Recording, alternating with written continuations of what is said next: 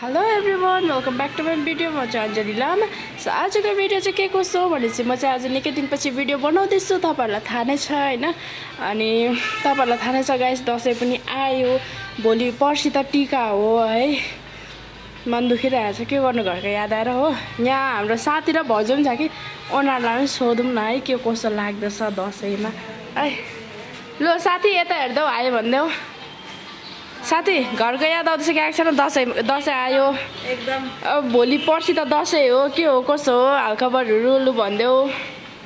Duty गर्नुपर्छ दसैँमा, के गर्नु ल्याएर छ। यता गाइस सुनिहाल्नु भयो होला। अब हाम्रो भाउजूलाई सोधौँ। भाउजू हाई गरिदिनु।